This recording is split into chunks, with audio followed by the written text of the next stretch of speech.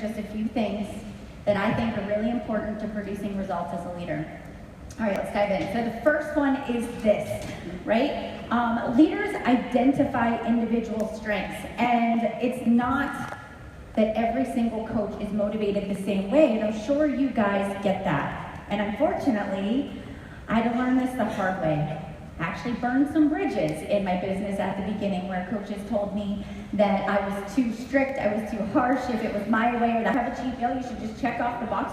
That's not how people are, right? That's just how I am. So I picked up the book Personality Plus by Florence Littauer. And so many of you may have heard other assessments, the Danny Johnson Gems, the Color Code, but I highly recommend that if you haven't read something like that you pull it out. And if it's been a while since you've read one of those books, I actually encourage you to go back. And this was an exercise that I did. I pulled out that book, I made a list of all my coaches, and I sat down and I started categorizing my coaches based on their personality styles. And I started to put them into buckets. And I began to realize that the way that I was speaking to coaches in my organization was actually turning them away. Because certain people, they just needed me to give them a phone call or a handwritten note, or they needed to know that I understood their why and that there was that mutual trust and respect there. Other people, they needed public recognition, and if I recognized them, if I did a shout out, that was all they needed to keep working towards their goals. Other people, they didn't want to be called out. There was no recognition. They just wanted to know that behind the scenes, I knew that they were doing a good job, that I respected them, but that also I needed to give them a step-by-step guide for exactly what they needed to do in their business, and they were good. They would check off the boxes, right? And so as I began to categorize my coaches, I realized that, man, I have a team of people that is willing to work towards a common goal, but I'm not speaking to them in the right way. So I began to create incentives for my team based on what their motivation was, what drove them to be successful. I also started to mentor my coaches based on their personality style. Do you guys do that? Do you do that in your organization, or are you just looking at what motivates you and that is how you are teaching? And that is one thing that will create this great team culture and this great trust, is when your organization knows that you care about them just as much as you care about the mission. The next one is this: leaders customize a strategy. You know me, right? I am the marketing plan person, and that's just what I do. But this is not a one-size-fits-all business. Not every coach wants to be a top coach, wants to stand on stage and present, right? And so we can't mentor our coaches the way that we are personally motivated. That comes down to even the rank versus the recognition piece and the way you build your organization.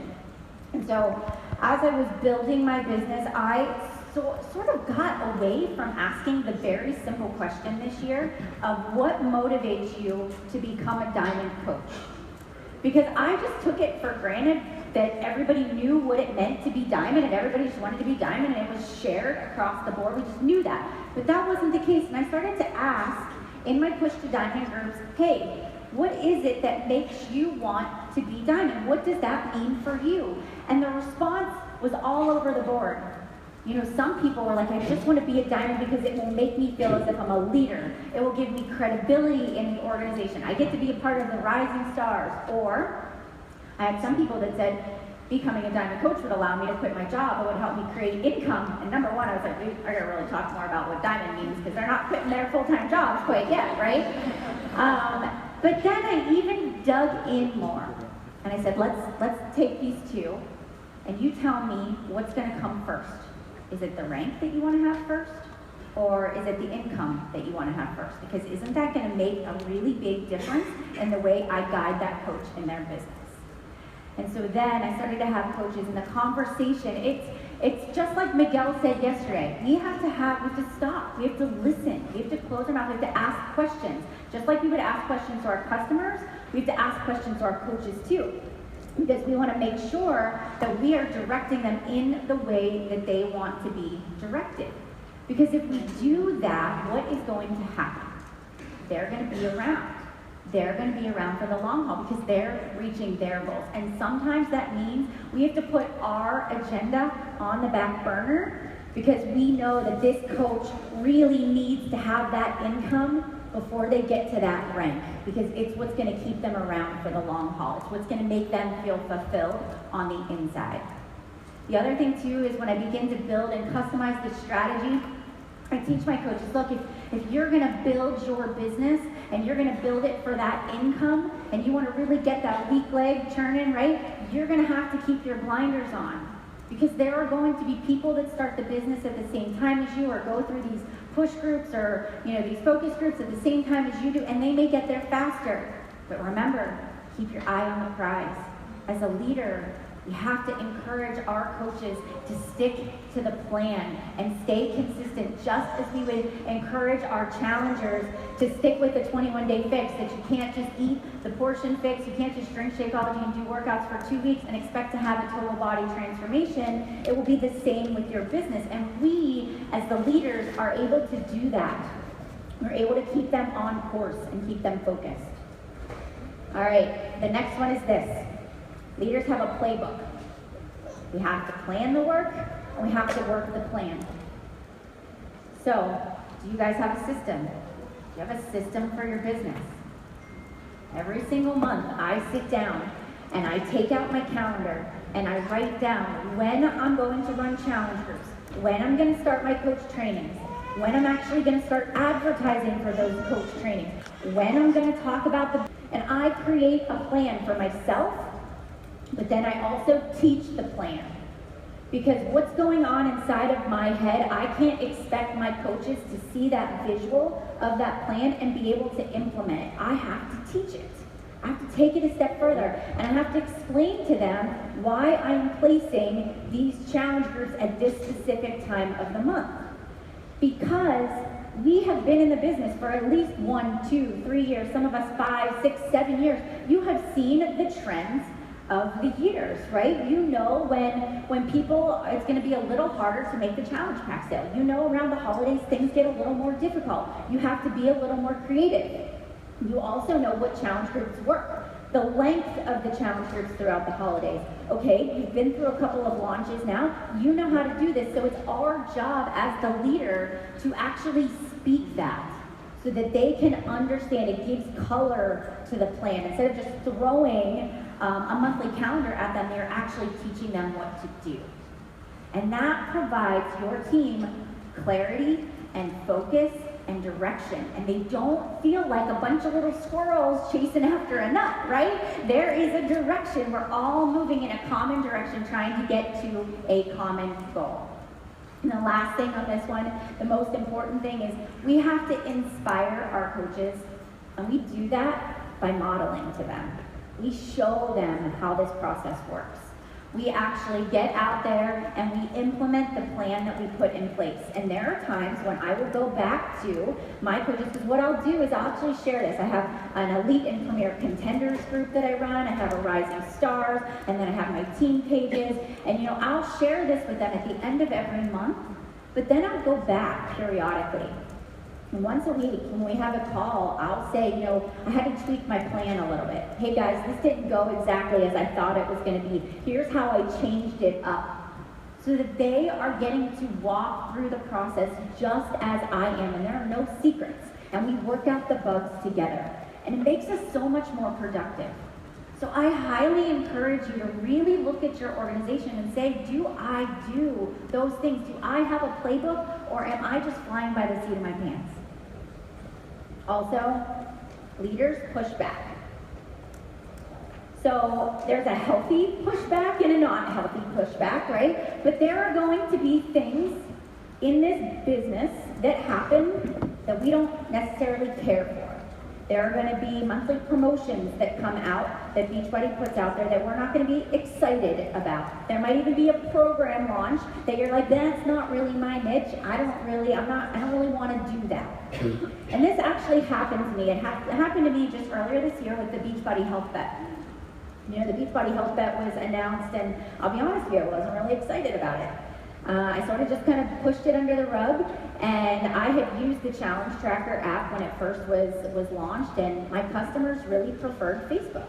And they had been with me for a while, and that was the comfort zone for me, and I was doing what was comfortable. But the noise kept getting louder and louder, and my team started talking about it. And they started asking me questions, and it just stopped me in my tracks, and I thought to myself, you know what, I need to lean into this a little bit.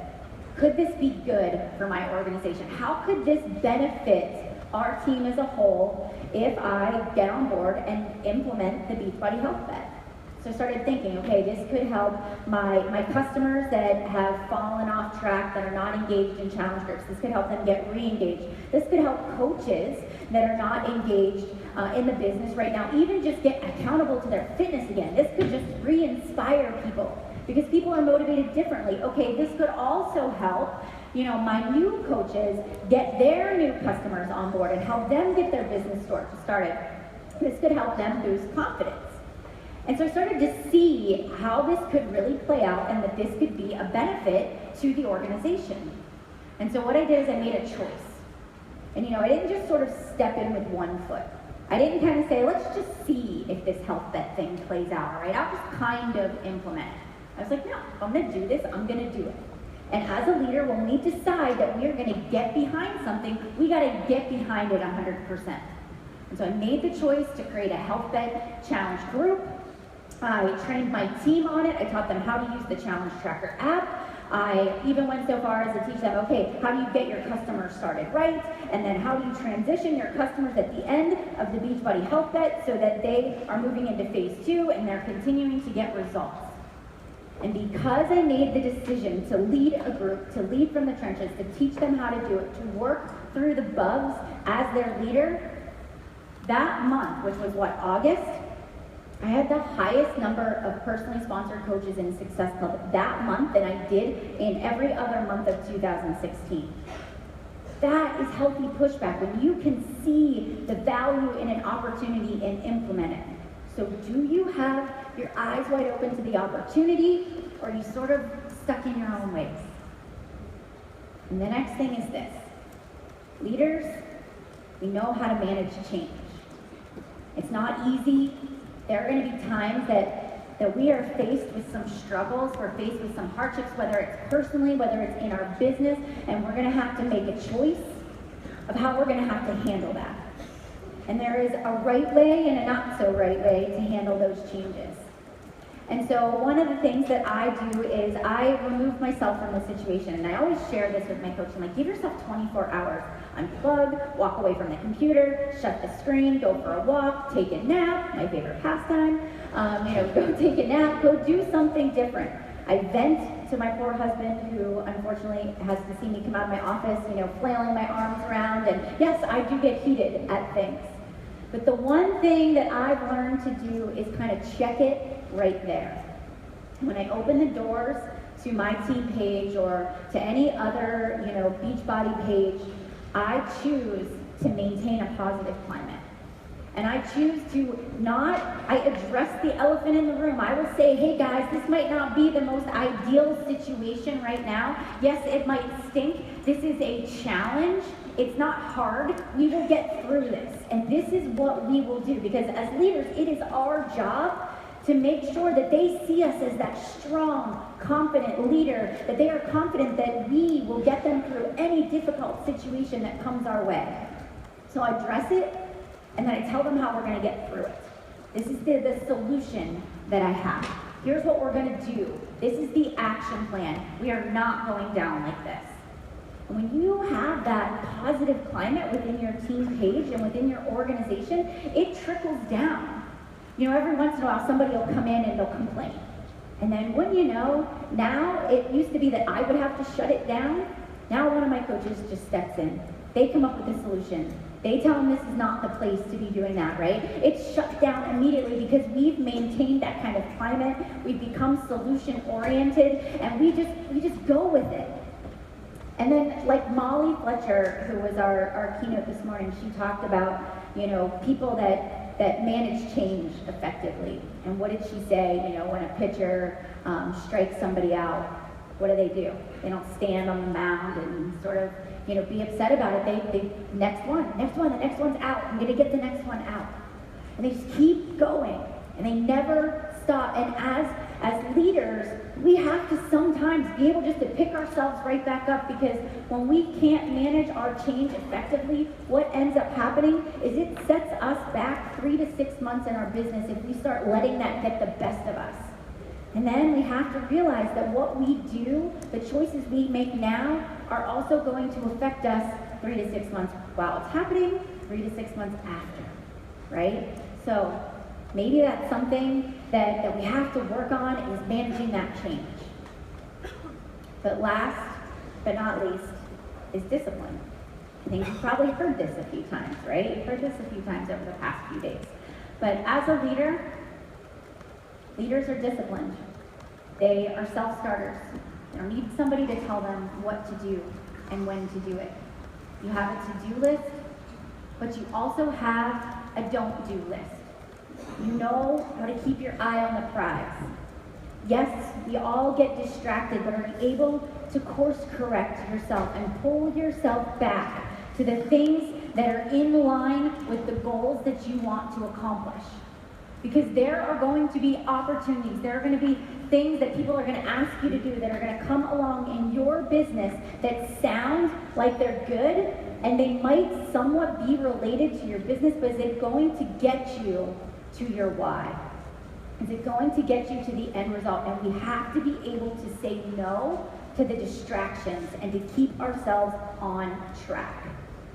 And the one thing, as I was thinking about this presentation today, is this. You know, champions don't become champions in the ring. They're merely recognized there. If you want to see how great leaders are created, don't look at the stage. Go to their house. Look at what they do when nobody else is around, how they treat people, what they listen to for personal development, how they manage their time, what are their own habits that they practice every single day, because that is where real leadership develops. And then this, your job as a leader is so important. It is the most important job. And like Margita said, you are holding the lives of your coaches in your hand, and you have the ability to really inspire them to do great things. So, leaders become great, not because of their power, but because of their ability to empower others. Thanks, guys. Have a great afternoon. Bye.